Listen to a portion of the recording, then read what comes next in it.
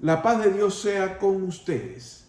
Muchas gracias por conectarse con En Diálogo con la Palabra. Soy el pastor Ángel Ortiz. Hemos pasado revista al mensaje que Dios, a través de Jesucristo, da a las iglesias. El mensaje forma parte de una evaluación profunda que ha llegado a nosotros porque Juan dejó plasmado en Apocalipsis todo lo que recibía y que debía ser transmitido a las iglesias de Éfeso, Pérgamo, Esmirna, Tiatira y Sardis. Ahora vamos a trasladarnos a la iglesia de Filadelfia. Esta iglesia se desarrolló en una ciudad que fue fundada por el rey Eumenes II de Pérgamo en el año 189 a.C. El nombre de Filadelfia fue dado en honor a la relación de su fundador, Eumenes II, con su hermano Atalo II, cuya lealtad le hizo ganarse el sobrenombre de Filadelfo, que significa literalmente el que ama a su hermano. La ciudad de Filadelfia del Apocalipsis fue reedificada por el emperador romano Tiberio, después de haber sido destruida por uno de los frecuentes terremotos que la azotaron. Era una ciudad con una intensa actividad comercial y pública, y por la majestuosidad de sus edificaciones públicas y templos, llegó a ser conocida como la pequeña Atenas. La iglesia de Filadelfia es el resultado del esfuerzo misionero de la iglesia de Éfeso. Durante los 3 años que Pablo estuvo guiando, enseñando, creando contenidos misioneros, doctrinales, entre los efesios. Hoy día, la ciudad de Filadelfia existe con el nombre de Ale-Sehir, que significa la ciudad de Dios. A pesar de las persecuciones de todo tipo, también de otras religiones, la iglesia se mantiene en esa ciudad y es administrada y cuidada por la iglesia ortodoxa griega. En el mensaje a la iglesia de Filadelfia, Jesucristo continúa en su evaluación de la misión de las iglesias de esa región de Turquía en tiempos de Juan, conocida como el Asia Menor. Y esa evaluación es un ejemplo de lo que Jesucristo hace a través de su Espíritu con cada una de las iglesias de la antigüedad, desde los inicios del movimiento cristiano hasta ahora, para la realidad en la que cada una de estas iglesias dan su testimonio viviente de que Jesucristo es el Señor, que nos enseña el camino al Padre, nuestro Dios. Algunos creen que ese proceso de evaluación de nuestro Señor Jesucristo está detenido o que no funciona con nuestras iglesias, en nuestras ciudades. en este nuestro tiempo. Pero se equivocan los que así piensan. Hasta el reconocimiento de lo que la iglesia hace bien, como es el caso de la iglesia de Filadelfia, es el resultado de la evaluación espiritual que Jesucristo realiza. Y no podemos escapar de esa evaluación. Es como estudiar, ir al colegio y no querer ser evaluado. Pero el sistema educativo dice que si no te evalúan los deberes y no te evalúan a través de exámenes, no recibes una nota que te permite pasar al curso superior. Pues de eso se trata la evaluación de Jesucristo a las iglesias. Es Jesucristo quien dice en Apocalipsis 3, versos 7 al 8. Escribe al ángel de la iglesia en Filadelfia: el santo y verdadero, el que tiene la llave de David, el que abre y nadie cierra, y cierra y nadie abre. Dice estas cosas: yo conozco tus obras. He aquí, he puesto delante de ti una puerta abierta, la cual nadie puede cerrar. Porque tienes un poco de poder y has guardado mi palabra y no has negado mi nombre. Verso 8. Tienes un poco de poder. Es como si dijera Jesucristo una vez más: si tienes fe como un grano de mostaza,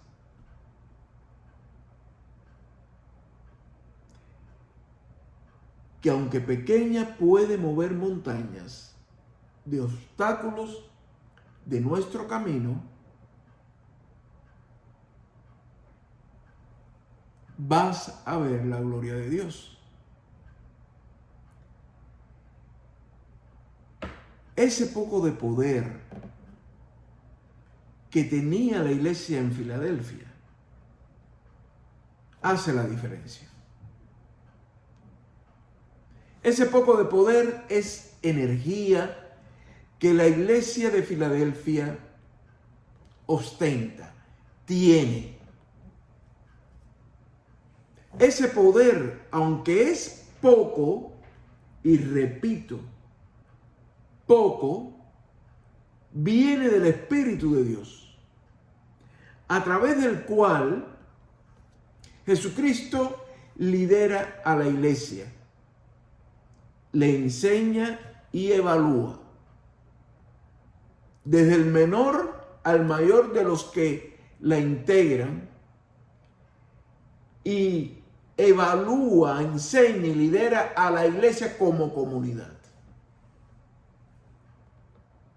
El Espíritu de Dios, que reparte un poco de poder a cada uno para que la iglesia viva con energía, sabe que los poquitos que reparte a cada uno de nosotros, sumados y coordinados por el mismo Espíritu, crean una reacción de energía espiritual en cadena, potente, que fluye, que se lleva lo feo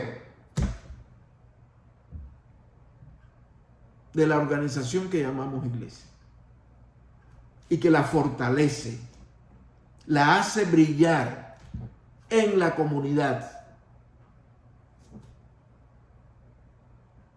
Sin ese poder no somos más que una institución llena de buenas intenciones. pero sin impacto evangelizador y educativo hacia la comunidad donde da testimonio que Jesucristo despliega todo su poder en el mundo actual. No nos debe caber duda. El cristiano que tenga duda de que el Espíritu de Dios está trabajando en el mundo actual no entiende el poder de Dios. No lo está sintiendo. Y por lo tanto, a duras penas puede decir: yo creo en Dios, en Jesucristo el Hijo y en el Espíritu Santo. Jesucristo está trabajando. Su Espíritu, el Espíritu de Dios, está trabajando. Y sus enseñanzas tienen vigencia. Nos educan hoy.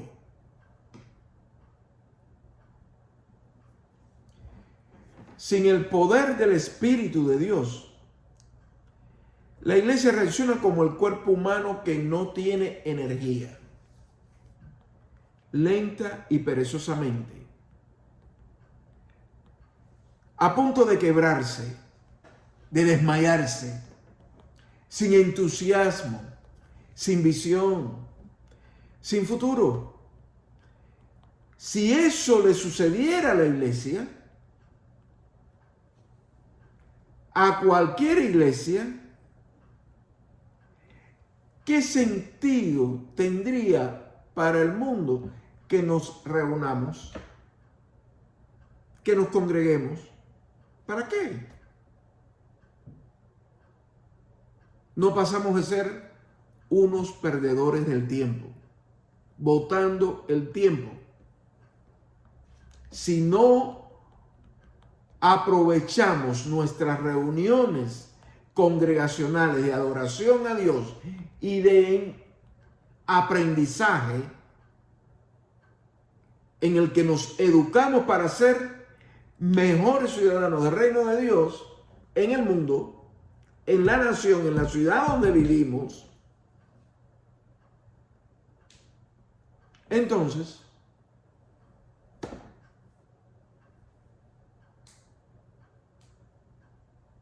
nos vamos a ir disolviendo.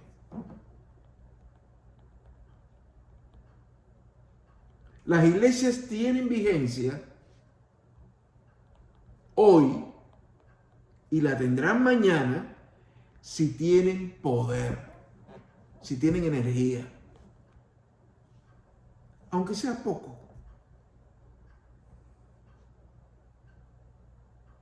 Tienes un poco de poder, tienes energía. Sigues caminando. Sigues construyendo victorias, proezas con Dios.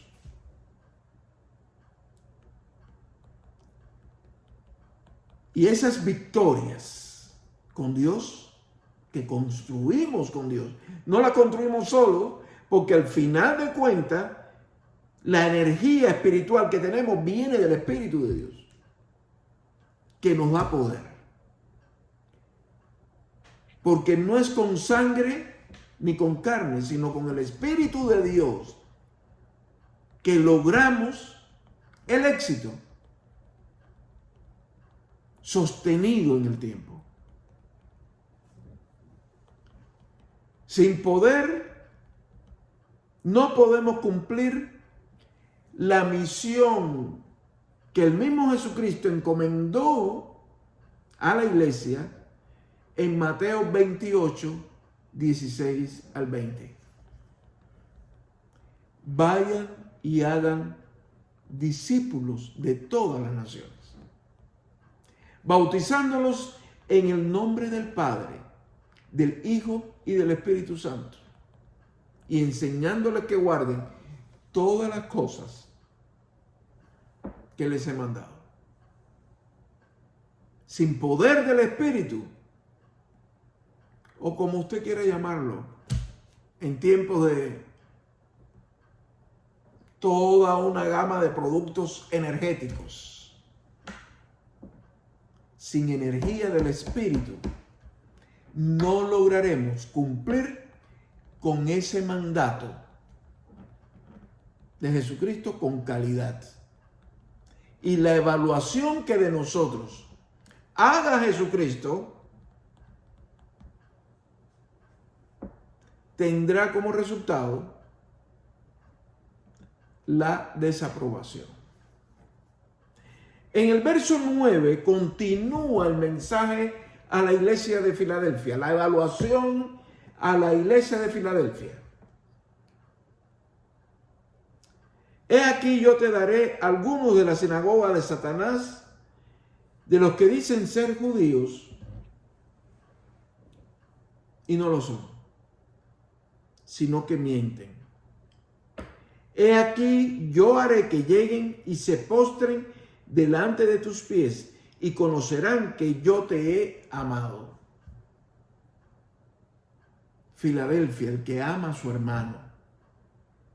Jesucristo ama a la iglesia. Y no nos olvidemos que está hablando de judíos, de una comunidad que también alimentó al movimiento cristiano en el sentido de que se convirtieron al evangelio. Se convirtieron al camino nuevo que representaba a Jesucristo. Algunos.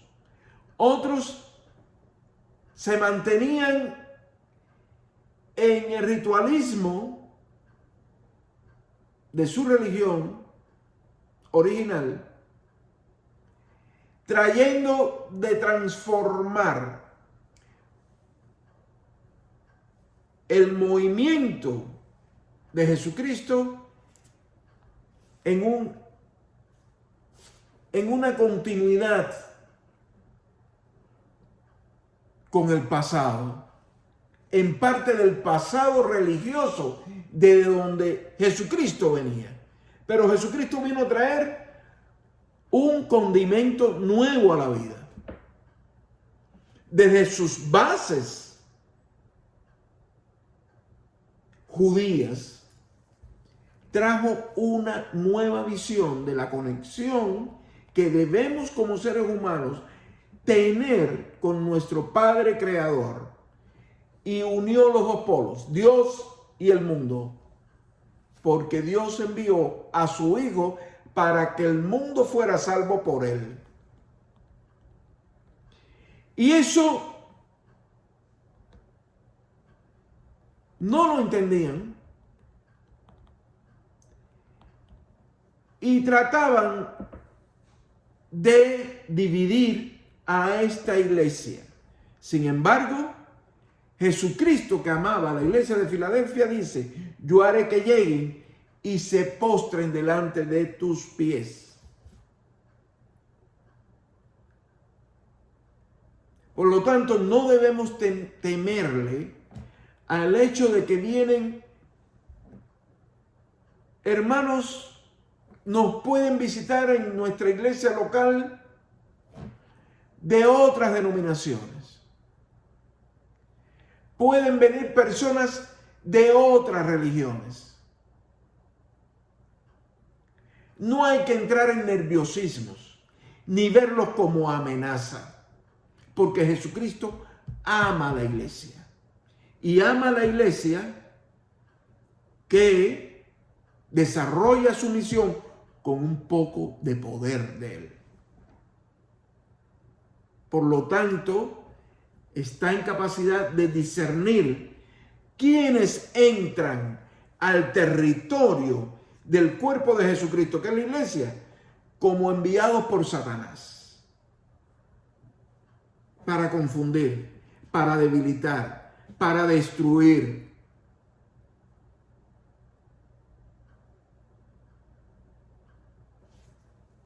Para dividir. En el capítulo 3:10, en el capítulo 3 de Apocalipsis, verso 10, dice: porque guardaste la palabra de mi paciencia, yo también te guardaré a la hora de la prueba que ha de venir sobre todo el mundo habitado, para probar a los moradores de la tierra.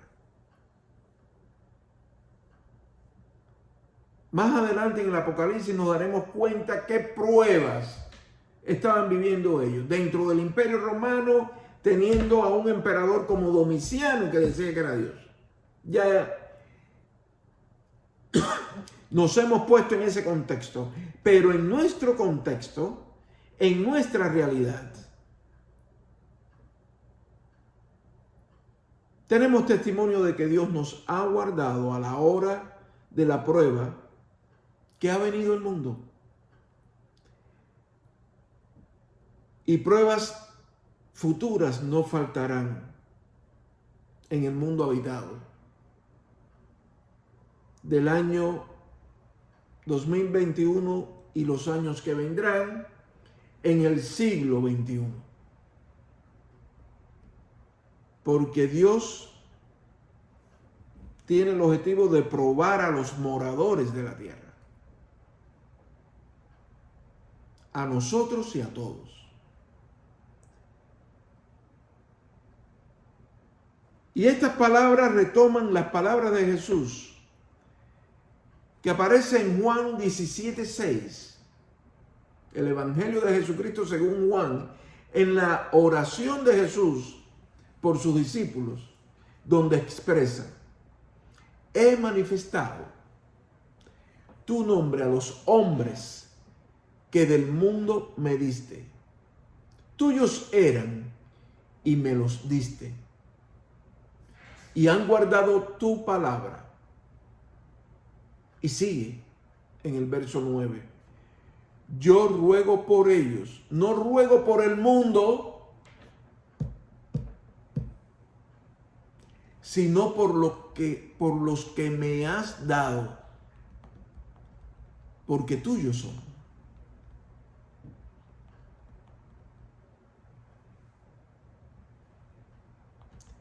Y en el verso 10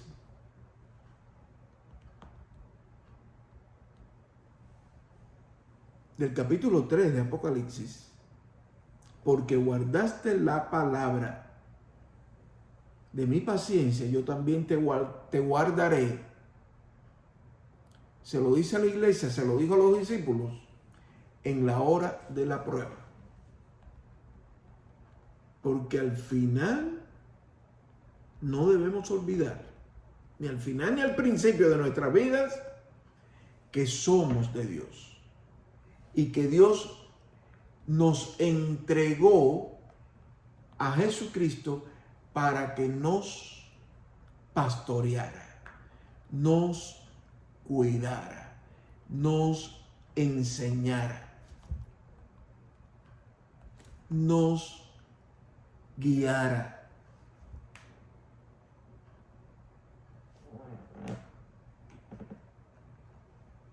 El verso 11: yo vengo pronto.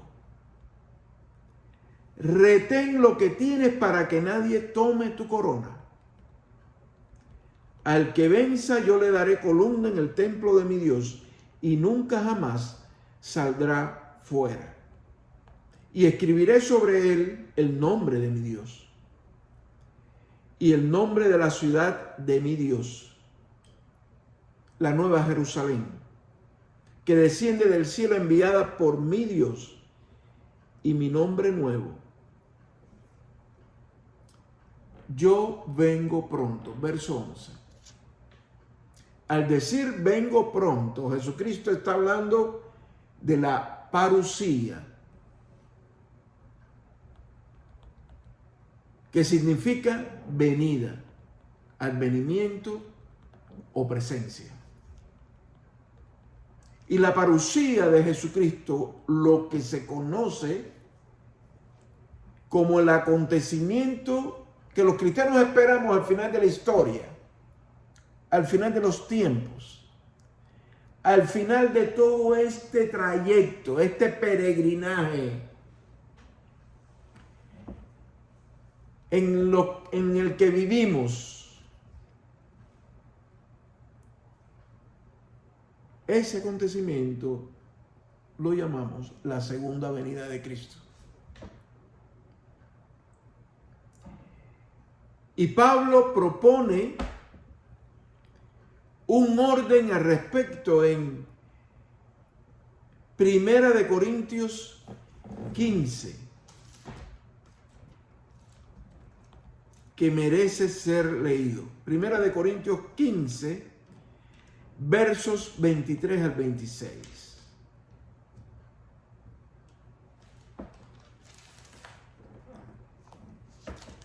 Merece que lo leamos y que no lo dejemos de tarea, de deber de ustedes en sus hogares. 23 al 26 dice así: pero cada uno en su orden, Cristo, las primicias, luego los que son de Cristo en su venida, después el fin, cuando Él entregue el reino al Dios y Padre, cuando ya haya anulado todo principado, autoridad y poder, porque es necesario que Él reine hasta poner a todos sus enemigos debajo de sus pies. El último enemigo que será destruido es la muerte. Es por esto que para los cristianos tiene sentido creer con fe en la segunda venida de Cristo. Para mí, si soy capaz de creer que un presidente va a la reelección, ¿por qué no voy a ser capaz de creer en la segunda venida de Cristo?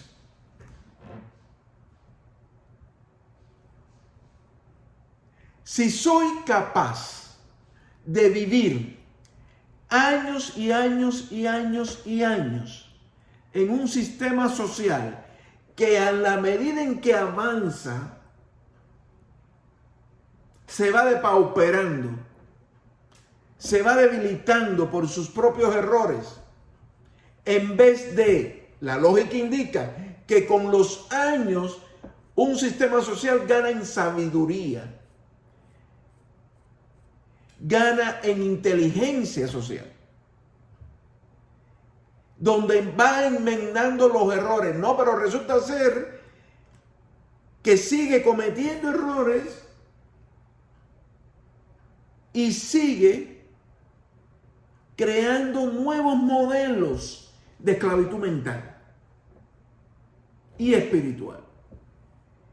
Si no pongo en duda esa realidad que es infernal, esclavizante y que produce maldad en el ser humano, pues los cristianos tenemos que afirmar que otro mundo es posible, que otra realidad es posible, que hay una realidad nueva que Dios está construyendo como alternativa al desatino humano.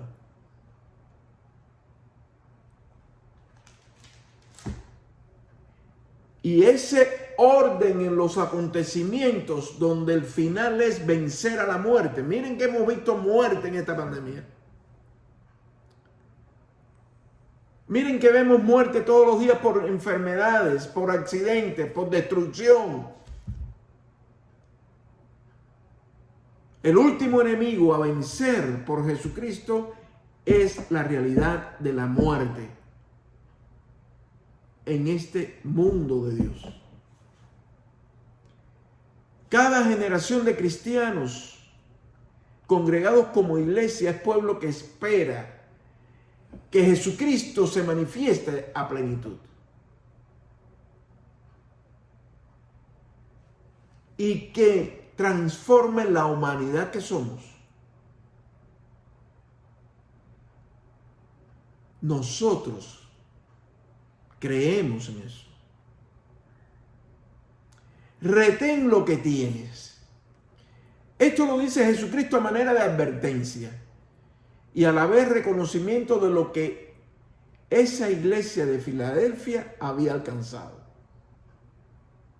Había logrado avanzar en circunstancias adversas, donde los enemigos, los adversarios, no cesan de trabajar en contra, los enviados por Satanás, del proyecto de Dios a través de su iglesia. Es un llamado a que como iglesia valoremos y mantengamos lo que tenemos de bueno, lo que hemos logrado. No hay que desecharlo, sino retenerlo. A veces creemos que lo mejor es cambiarlo todo. No, hay que cambiar lo que no funciona. Y hay que tener el coraje para decir, esto no funciona. Esto no está acorde con la palabra de Dios. Esto no funciona así. No vamos a ningún lado, nos vamos a acabar. Vamos a gastar nuestra poca energía en lo que no funciona. Y esa no es la idea. Retengamos lo que funciona, mejorémoslo, porque eso es la fuente de la bendición que continúa. La Nueva Jerusalén representa una reconstrucción espiritual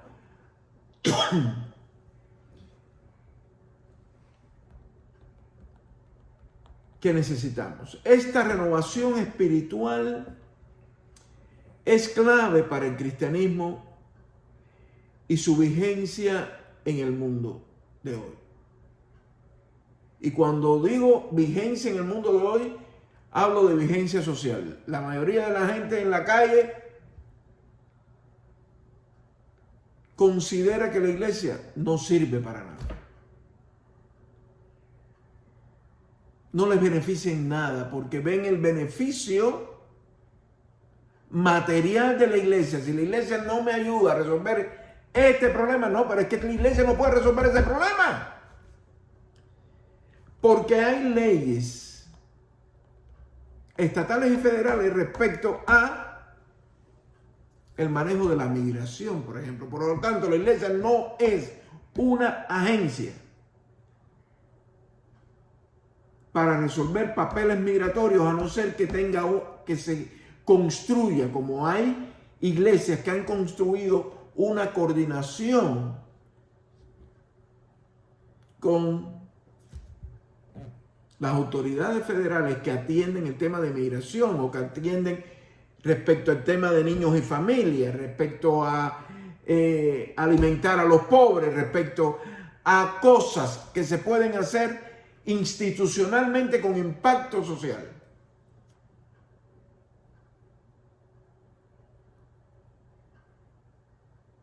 En Apocalipsis 21, 1 al 4, Juan ve esa nueva realidad de la Nueva Jerusalén, de esta reconstrucción espiritual de la sociedad humana, de la siguiente manera. Recuerden bien, Apocalipsis 21, versos del 1 al 4. Vi un cielo nuevo y una tierra nueva. Porque el primer cielo y la primera tierra pasaron y el mar no existe más. Y yo vi la santa ciudad, la nueva Jerusalén, que descendía del cielo de parte de Dios.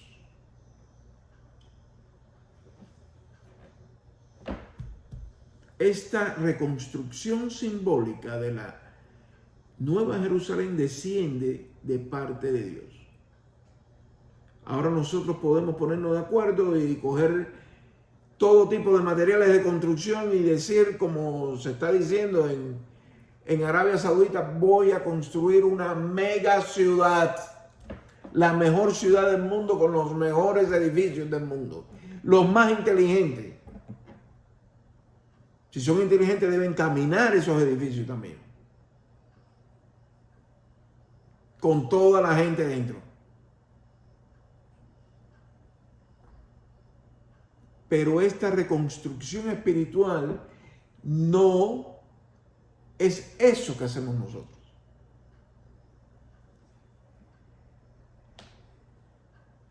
Descendía del cielo de parte de Dios, preparada como una novia adornada para su esposo. Oí una gran voz que procedía del trono diciendo: he aquí el tabernáculo de Dios está con los hombres, y él habitará con ellos. La ciudad como un templo de Dios. La ciudad como el tabernáculo, como el centro. Toda la ciudad adorando a Dios. Toda la ciudad respetando a Dios. Toda la ciudad viviendo en los valores humanos con obediencia a la voluntad de Dios.